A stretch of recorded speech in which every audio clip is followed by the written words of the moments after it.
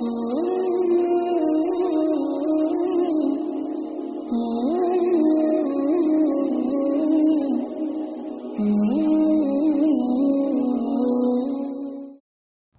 قدر کی فضیلت اس سے زیادہ اور کیا ہوگی کہ پروردگار عالم نے قرآن مجید میں کوئی ایک دو آیت نہیں بلکہ پوری ایک سورت اسی کی تعریف میں اتاری ہے۔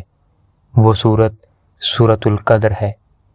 خدا تعالیٰ نے سب سے پہلے تو اس رات کی ایک بہت اہم فضیلت یہ بیان فرمائی کہ اس رات میں خدائے رب العالمین کا کلام پاک نازل ہوا، جو قیامت تک آنے والے دنیا کے تمام انسانوں کی دنیا اور آخرت دونوں کی بھلائی اور امن و سلامتی کا ضامن ہے۔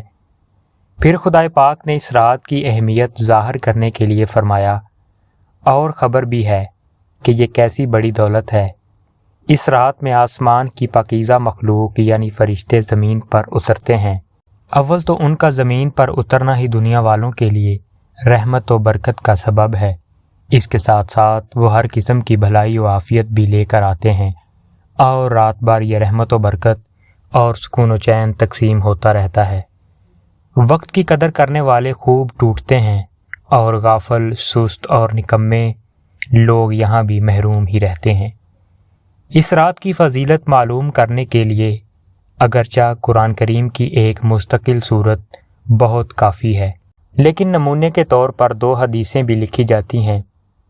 حضرت ابو ہریرہ رضی اللہ تعالیٰ عنہ فرماتے ہیں کہ نبی کریم صلی اللہ علیہ وآلہ وسلم نے ارشاد فرمایا، جو شخص شب قدر میں ایمان کے ساتھ اور ثواب کی نیت سے عبادت کرے، اس کے پہلے تمام گناہ معاف ہو جاتے ہیں، اور ایک روایت میں ہے کہ پہلے پچھلے تمام گناہ معاف ہو جاتے ہیں۔ معزز سامعین، اگر دنیا کے کاروباری کو یہ معلوم ہو جائے کہ فلاں مہینے میں ہمارے قریبی شہر میں ایک میلہ لگنے والا ہے جس میں اتنی آمدنی ہوگی کہ 1 روپیہ کے 10 روپے بن جائیں گے، اور سال بھر پھر کچھ کرنے کی ضرورت نہیں پڑے گی، تو بتاؤ کون بے وقوف ہے جو اس بہترین موقع کو کھو دے گا؟ اگر بتانے والے نے تاریخ نہ بھی بتائی ہوگی تو کسی نہ کسی طرح وہ تاریخ کا پتہ لگائے گا، اور اگر شبہ رہ جائے گا تو احتیاطاً کئی دن پہلے اس جگہ پر پہنچ جائے گا۔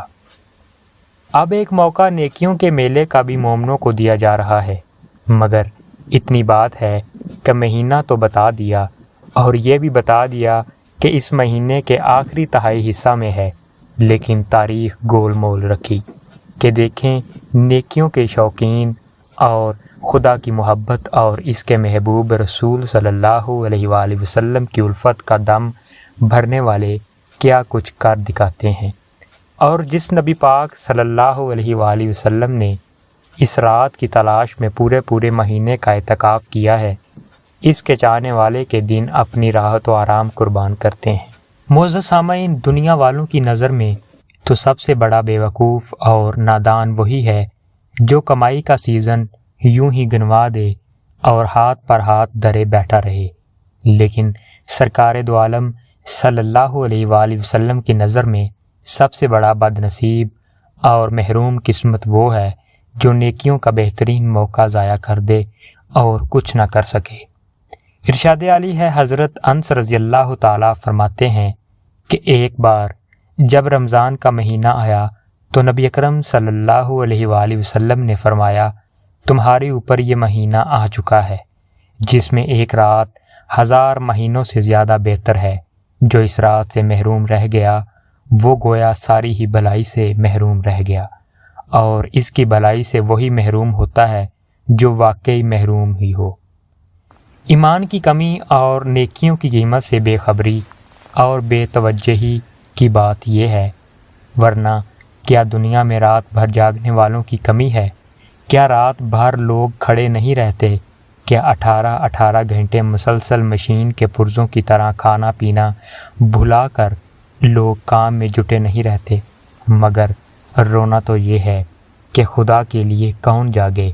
موت سے پہلے کی تیاری تو سب کر رہے ہیں، مگر موت کے بعد کی تیاری کون کرے؟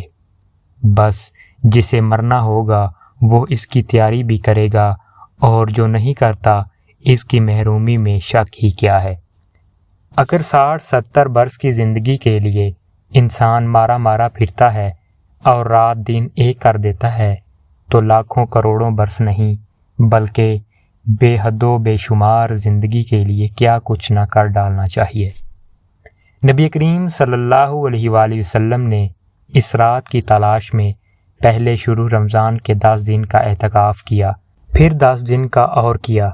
جب بھی اس دن بھی شب قدر نہ ملی تو پھر آخری 10 دن کا کیا اور پھر ہمیشہ انہی 10 دن کا اعتکاف کرتے رہے۔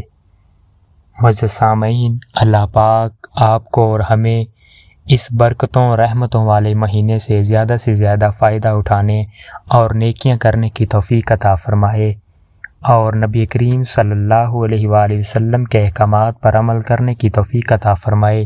وما علینا الا البلاغ المبین۔ شکریہ۔